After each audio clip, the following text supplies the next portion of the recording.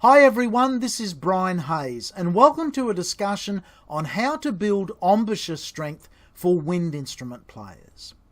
The embouchure is just a fancy name for our face, particularly our mouth. The muscles around our mouth and the way we have to shape and hold our mouth to play a wind instrument.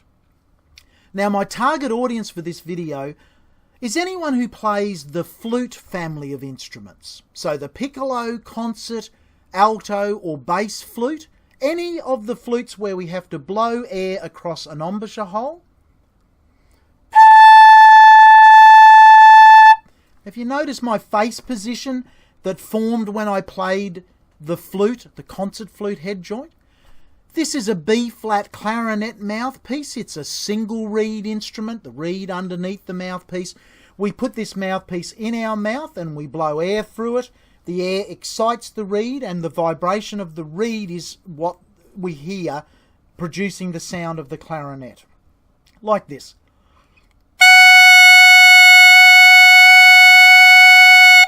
Now I hope you noticed that my face muscles, the way I had to hold my face to play the clarinet, was very similar in many aspects to the flute.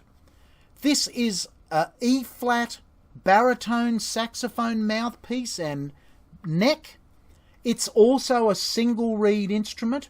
We play the saxophone in a very similar fashion to the clarinet family of instruments, and this is what a tone sounds like on a baritone saxophone mouthpiece.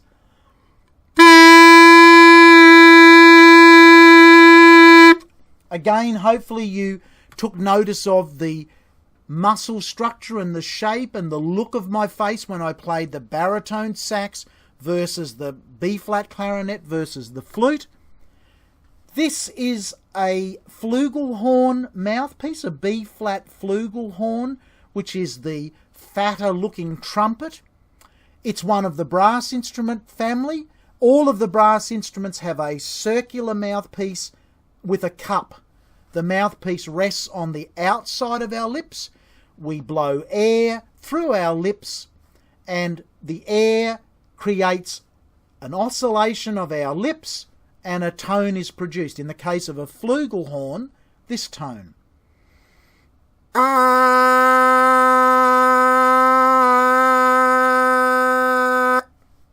Okay, so again, whether we are playing a brass instrument mouthpiece like a trombone instrument, the flutes, the clarinets, the saxophones, any of the single reed instruments, our embouchure has a lot of similarities. Now I'm not saying that someone who plays the piccolo flute, the tiny little piccolo flute, and the big tuba, the largest of the brass instruments, I'm not saying that the embouchure of a tuba player is identical to a piccolo flute player. However, many aspects of the muscle structure involved are very, very similar indeed. So let's look at a very straightforward exercise that we can use if we play any of those instruments that over time, and by over time I mean 3 to 6 months, of consistent daily practice of this simple isometric exercise will produce a pronounced effect, muscle toning of your embouchure. And my experience in over 40 years of playing wind instruments and teaching people various wind instruments is this little trick called the pencil trick, commonly known as the pencil trick, is beneficial. There's a lot of talk on the internet, about, mainly from trumpet players, as to whether it's good, bad or indifferent. It's often oversold. Sometimes people say if you do the pencil trick, you'll be able to hit triple high C or whatever. I'm not saying that at all. What I'm saying is if you do this exercise correctly, consistently, over at least a 3-month period, I can guarantee you that your embouchure strength will have noticeably improved. Your ability to just get a note out of an instrument and your range and your tone and your endurance will all improve for the vast majority of people. That's been my experience. Okay, I don't like using a pencil. Pencils can be quite heavy. They range in length, they range in width, and particularly they range in cut. Some pencils are round, but many pencils are sort of a hexagonal cut, and therefore the end that you put in your mouth is quite large and it's quite sharp. And to me, I think if you can get hold of a very light plastic pen or biro, whatever you want to call it, this is a Papermate kilometric pen. I don't use the cover, the ink cap cover, remove that.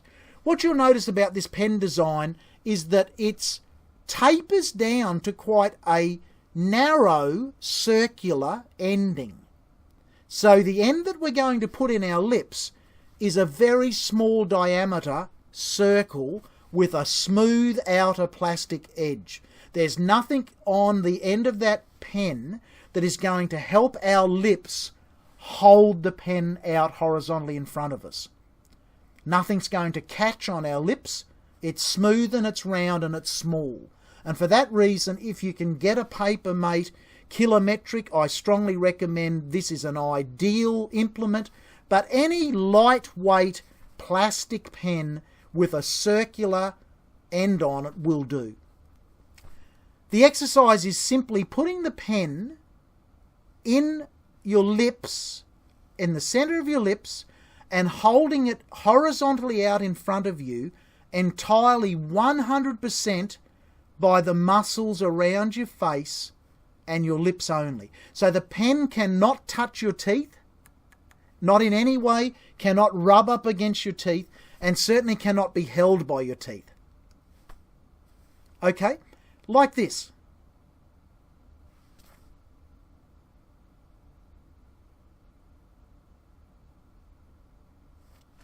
Okay, just hold it straight out in front of you and use only the skin of your lips, in the center of your lips, to hold that pen. Now, you might have noticed when I did that my face changed quite a bit. There's my normal resting face. Notice when I put that pen in my lips, have a look at my bottom lips, have a look at my muscles around the pen.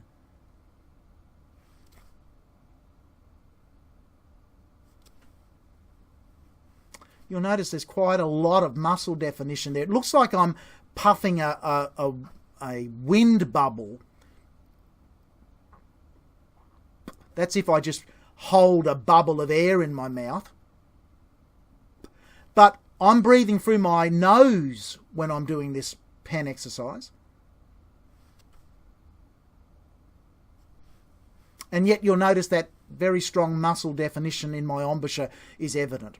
If you're new to playing a wind instrument, or if the student is very young, you will find that you probably won't even be able to hold the pen, a very lightweight pen, the lightest weight pen you can find.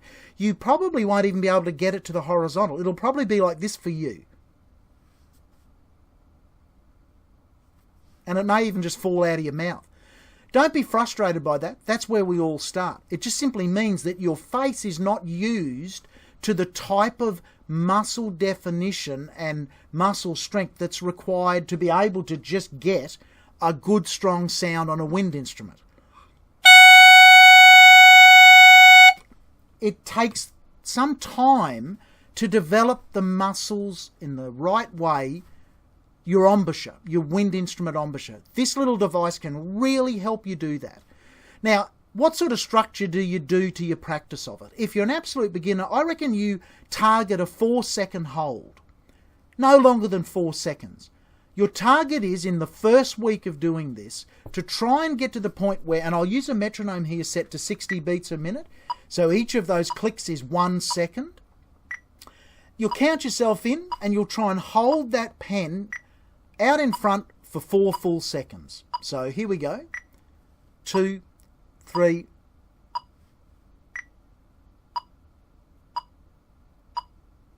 That's it. That's your target goal. If you've played before, that might seem very easy. And if it is, well then make your initial target goal 10 seconds, 8 seconds. If you've been playing for a couple of years, we'll try and hold it for 15 seconds, 20 seconds. There's no hero awards in this exercise. You need to take the time that it takes for you to be able to do this exercise without straining any muscles in your face, without getting any stiffness in your lips or any soreness in the muscles of your face. If you're getting that, you're pushing too far, too fast. Back off. Hold it back. If that's happening to you, only practice this exercise every other day. Practice it Monday, Wednesday, Friday, not Monday, Tuesday, Wednesday. Okay? But as you progress, if you find that you can hold it for 4 seconds, and after you do that, I recommend that you take a break and you flap your lips, imitating a horse lip flap. Like horses do. Just a looseness in your lips, and just blow air and try and get that flutter. What that does is it gets the oxygen and the blood back into the muscles around the lips that you've just given a really solid workout on. So hold it for 4 seconds, take a good long break, flutter your lips, relax, then try it again. 2, 3.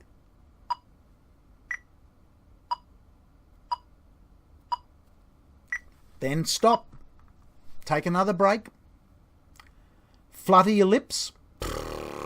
Go for a walk. Do something different for 2 or 3 minutes. And then finally, one more repeat. 2, 3.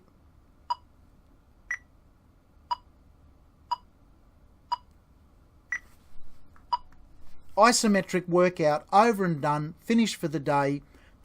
Flutter, relax, go to bed, go to sleep, have a good night's sleep.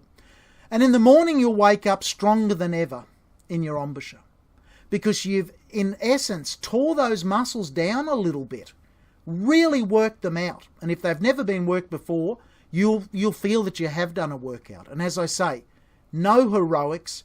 Don't try and travel too fast down this road too quickly. It'll just slow down your progress. Okay? Do that. Your target for the first week is to get to that point where you can do 3 holes of 4 seconds with a good break in between, a good fluttering in between. If you can get to that point at the end of your 7th day, you've made incredible progress. If it takes you 2 weeks to get to that point, great. If it takes you a month, who cares? The thing is, don't cheat.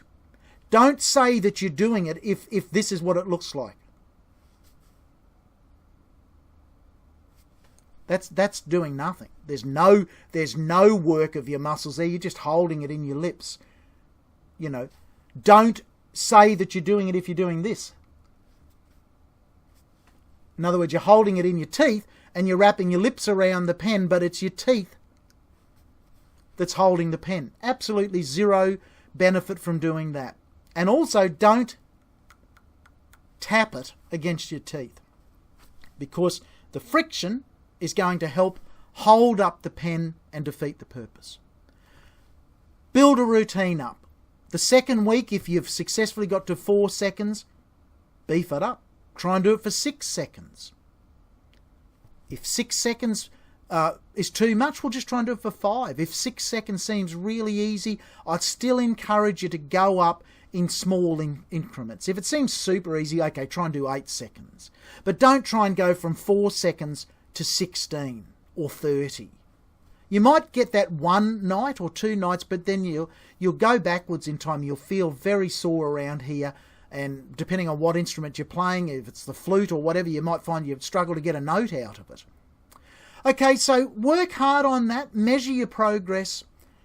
You know, as a closing comment, some of the greatest wind players in the world, in fact, most of the best wind players, would have no difficulty holding against a stopwatch the pen in an absolute horizontal position for at least 4 minutes.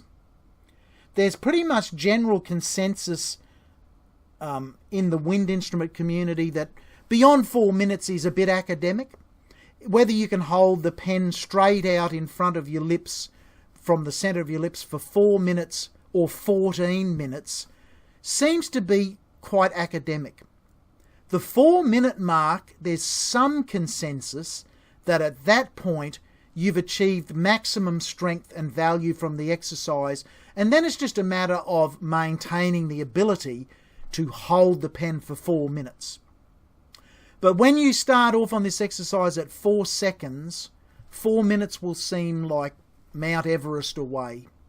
But you'll get there if you keep working at it slowly, and the effect it will have on your playing can be phenomenal. It does not work for every person, but my experience is for the vast majority of people who actually see the process through, the results are very, very noticeable to people who hear them playing, and in my discussion with my students, the results are also noticeable to them as players. Hope that's been of some help to you. As always, keep in touch via my website, www.brianhayes.biz, B-I-Z. Drop me an email. Check out my various videos on YouTube. If you have any questions on music fundamentals, I'm more than happy to answer a question via email. And I do offer online Skype lessons for students all around the world on the various instruments that I play and teach. So long for now.